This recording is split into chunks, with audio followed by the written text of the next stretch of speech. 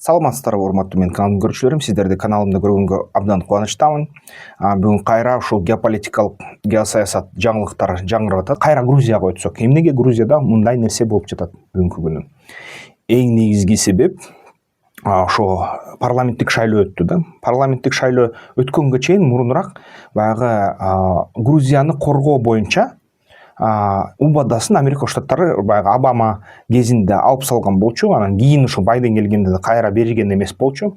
Ушул баягы Грузияны Америка Штаттарынын коргоо милдеттемеси кайра жокко чыгарылган болчу. Бул нерсе жөнүндө биз билбептирбиз көп жылы. Анан ошол себептен Грузиянын эли баягы бир ушунда берүү даярдаган, бул жерден плашка чыгат, ушуну карасаңар болот, Саакашвили жөнүндө да. Грузиянын тарыхы, Орусия менен болгон согуш жөнүндө. Ушул грузиялык эли ошондуктан баягы Бидзина Иванишвили, Путиндин досу, жана оң колу Грузиянын ичиндеги, келип туруп бийликке келгенде ошого шайлай ишкен да, баягы коопсуздук үчүн. Америка Штаттары гарантияны алгандан кийин, экинчи согуш чыгып кетпесин деп. Эми грузиялыктар ушинтип айтып атат да. Ал эми башка болсо баягы сырттан кароочулар айтат, грузиялыктар баягы Бидзина Иванишвили $2 миллиард таратам деп убада бергенде акчага сатылып кеткен деп айтып атышат да. Грузиялыктар өзүлөрү ушуну менен макул эмес да. Көбүнчө ушул Америка Штаттарынын гарантиясы жок болгондон кийин, баягы 2008-жылкы согуштан кийин биз аргасыз болгонбуз дейт. Ушул Орусиянын кайра басымына, баягы коркутуусунун астына, баягы эгерде биз Бидзинага шайласак, анда Орусия бизге кол салбайт деген ниет менен шайладык дейт Бидзинаны.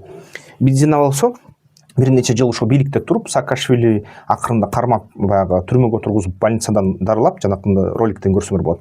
Анан дагы бир шайлоо мөөнөтү келгенде, ошол грузиялык кыял деген партиясы ошол шайлоого катышыптыр. Бирок бул жерде Саакашвили менен тарбияланган жаш балдар, улутчулдар жана башка ошондой демократиялык күчтөр евро биримдикке биригебиз дегендер. Алар деген чоңоюп калышыптыр. Азыр күчүнө киришти. Анан ошол алар каршы кандайдыр бир ошол саясий аракеттерди кылып, Грузиядагы шайлоодон биз уттук деп атышат да. Анан Грузияда баягы байкоочулар евро биримдикке айтып атат, Грузияда ушул демократиялык күчтөр утту деп атат. Грузиялык кыял деген партия уткан жок деп атат. Бирок шайлоо кантсе да өттү дагы, анан грузиялык кыял биринчиликти алды, бүт буштарды алды. Грузиндердин баары айтып атат, бул калп болду дейт. Бул фальсификация, бул деген баягы өзүнүн шайлоо баягы жыйынтыктарын булар жөн эле асмандан алып, кол менен баягы бармактан сорп жазып коюшту деп атышат да. Анан ушул нерсеге эл каршы чыгып митингтерди баштады. Митингтерди баштаганы, алардын баягы алгачкы митингтери болуп тарап кетти да. Тарап кеткенден кийин евро биримдик Грузияга кат жөнөтүптүр. Силер деген ошол шайлооңор ушундай фальсификация менен болду. Биз силер шайлооңорду тааныбайбыз жана силерге каршы санкция салабыз дептир. Санкция салабыз десе, Грузия көп жылдан бери Саакашвили кезинде, Саакашвилиден кийин евро биримдикке кирип, соодагы алкасын жайылтабыз, евро биримдиктин мүчөсү болобуз, же болбосо мүчөлүккө кандидат болобуз деген ушундай кандай сүйлөшүүлөр жүргүзүп, 2028-жылга план боюнча Грузияны ошо евро биримдикке кирүүсүнүн заявкасы каралмак. Анан ошо грузиялык азыркы баягы Кабаладзе жана башка ошо Орусиянын премьер-министри, азыркы баягы өзүнүн Бидзина Иванишвилинин күчтөрү таарынып, ушул евро биримдикке силер бизге санкция саласыңарбы, анда биз деген евро биримдикке кирүү боюнча сүйлөшүүлөрдү токтотобуз деген чечим кылыптыр да. Ошондой кат жазыптыр расмий. Ал кат элге жайылып кеткенден кийин, сыртка чыккандан кийин бир маалда акырындап баягы эл деген жок, кандайча биз канча жылдан бери ушул евро биримдикке кирели деп согушуп атабыз, ушул соода алакасын күчөтүш үчүн. Эмнеге ушинтесиңер? Бизге евро биримдик менен түзмө түз ошо Кара деңиз аркылуу байланышыбыз бар. Биз ал долбоордун үзбөшүбүз керек, колубузду. Биз деген ошолор менен соода кылышыбыз керек деп эл чыга баштаптыр. Эки грузиялык банк каршы чыгыптыр да, баягы биз деген ушуну ушул биздин бийликтин чечимин начар деп элестетебиз, начар деп эсептейбиз, ошо каршыбыз деп эки банк жазыптыр. Бир сотовый оператор деп коет, уюлдук байланыш компаниясы дагы чыгыптыр. Биз каршыбыз деп СМС жөнөттүр элге, биз каршыбыз, евро биримдиктен баш тартпашыбыз керек деп. Анын аркасынан дагы бир маалда бир нече баягы саясий күчтөр, анын ичинде Саакашвилинин да баягы күчтөрү, алар чыгып туруп, баягы улутчул партиялар жана негизи ошол демократиячыл партиялар, ошо баягы евро биримдик менен иштешебиз деген партиялар оппозиция 4-5 партия чыгып алардын мүчөлөрү да чыгып митинг жасашыптыр. Митинг жасашканда бир маалда ошо Грузиянын 50% баягы бүт атактуу кишилердин баары ошондой сөздөрдү билдирүүлөрдү жасаптыр. Анан Грузиянын прессасында тынбай евро биримдикке кошулушубуз керек, могу Бидзинанын кишилери туура эмес кылып атат деген сөздөрдү жасашыптыр. Ошонун аркасынан Грузия толкуп кетти. Грузия толкуп кеткенде акыркы жума ошол баягы митингдер жүрөт да. Митингдер жүргөндө кээ бир баягы ушактар чыкты. Орусия тарабынан баягы Росгвардия жиберилип, алар баягы үйрөтүп, жигергиликтүү милицияны, ал милицияны кантип ушул митингдерди жокко чыгарууну, кантип аны талкалоого инструкция берилди деп. Анан ушу митингге каршы күч колдоно баштады 4-5 күн мурда. Ал күч колдонуп митингчилер да баягы биздегидей эле баягы газ, резина ок менен атып, бизде эле андай болгон. Водометтор менен чачып суу, оор суу, баягы атайын суу, баягы эгер да денеңе тийсең майланышып, бастырбай өтө баягы ыңгайсыз кылат да. Ушундай нерселерди колдонуп башташыптыр дагы. Акырындап кишилерди кармап, 40тан ашык кишиди кармап, 42 кишини кармап, кээ бир адамдарды сабап өлө жатып калса, өтө башына тепкилеп сап, ушундай кылып атышыптыр. Газды колдонуп, анан биринчи күнү чачыратып салды митингди. Чачыратса экинчи күнү кайра митинг жыйналды. Экинчи күнү да чачыратты. 4 күн ушинтип бир жуманын ичинде чачыратып атат да митингди. 4 күн чачыратты. Бүгүн кайра жыйналып атат. Аны да кайра чачыратат. Эртеси күнү кайра чыккан атат да митингке элдер. Анан элдер ушу катуу бөлүнө баштады. Албетте бул жерден мисалы үчүн Скабееванын передачаларын карасам, алар айтты, ал айтып атат да, эмне силердин грузиндер акмаксыңарбы, силер согушка алып атасыңарбы? Украинадай болуп атасыңар, танктар кире калат деди. Медведев да жаңы айтты да ушул сөзүн. Бул грузиндер эмне айнымдыбы? Булар деген Украинанын жолун баскысы келеби? Эгерде булар баягы орду жайына келбесе, акылга келбесе, акыл сыйбаган иш жасап атат да. Ошон үчүн булар деген согуш чакыртат өз жерине деп. Украинадай болуп каласыңар деп Медведев да сөзүн айтты да.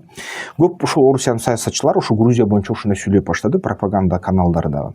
Бул деген албетте баягы грузиялык элди катуу эки фронтко бөлүп атат. Биринчиден, Грузияга бүгүнкү күнү евро биримдиктен жана Америка Коштор Штаттарынан эч кандай коопсуздук боюнча гарантия жок. Экинчиден, ушу Орусия азырынча Украинада алаксып жатат, бирок кандайдыр бир деңгээлде Орусиянын Грузияга кандайдыр бир таасир эткенге алы жетет.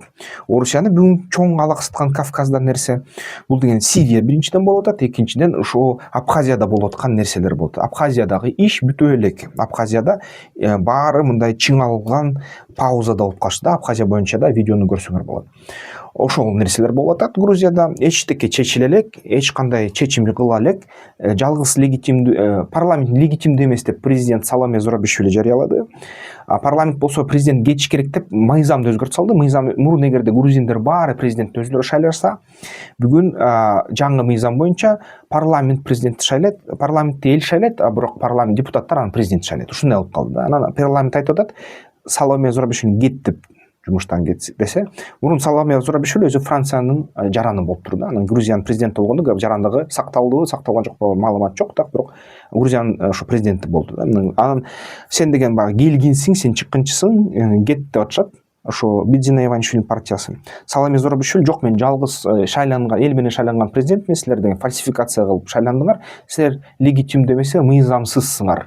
Силерде баягы парламентте отурганга акыңар жок деп чыгып атат дагы. Оппозицияга, ошол митингчилерге мен силер менен деп атат да. Бүгүнкү күнү Грузиянын коргоо министрлиги дагы айтты да, биз деген евро биримдикке кошулабыз. Биздин жумушубуз каршы деп. Бүгүнкү күнү Грузиядагы жарым саясий мамлекеттик органдар оппозицияны колдоп жатышат да. Жана расмий парламентке каршы чыгып атат. Грузиянын өзүнүн парламенти бүгүнкү күнү толук комплекттүү эмес да, жарымына чейин депутаттар жетпей атат. Анан өзүн өзү инаугурация кылышты, өзүн өзү бекитишти, өзүн өзү протоколдор жазышты президенттин колусуз. Ошол бийликтин кризисин жаратты да азыр. Кандай бүтөт көрөбүз. Кандай гана бүтпөсүн, мыйзамдык жол бузулган соң бул маселени оңой чечими жок да. Ошон үчүн бир гана чечими бар, бул парламент таркатуу, кайра шайлоо орнотуу. Бирок Бидзина Иванишвилинин тарапташтарынын саны бир топ көп. Ошон үчүн бул нерсе кайра жарандык согушка алып келиши мүмкүн. Орусия эгерде Украина менен согушту токтотсо январда же февралда убактылуу болсо дагы, бүткөн эле ушу Грузияга айланышы ыктымал да, Сирия менен Грузияга. Ошон үчүн грузиндер үчүн кооптуу момент болуп жатат да. Ошондой сиздер кандай ойлойсуздар? Ушул абалдан кантип чыгыш керек? Комментарийлерге жазгыла. Баягыдай эле мен айтып кетерим, ушу бизнес план үйрөтүүчү видео курсту жаздым. Могул QR код менен киргиле, катталгыла, силерге 2-3 күнүн ичинде кат келет. Андан ары ошо окуйсуздар, бизнес планды түзүүгө үйрөнөсүздөр, же болбосо аны консалтинг кылып башка ишкерлерге бизнес план түзүп бергенге жетишесиздер да. Ошондой, андай эмесе, ушуну менен ролик бүттү. Комментарийлерден силерди күтөм. Эмки видеолорго чейин. Тактикалык федерациясына мүчөлүккө киргиле, страйкбол ойногула, ден соолукка жакшы.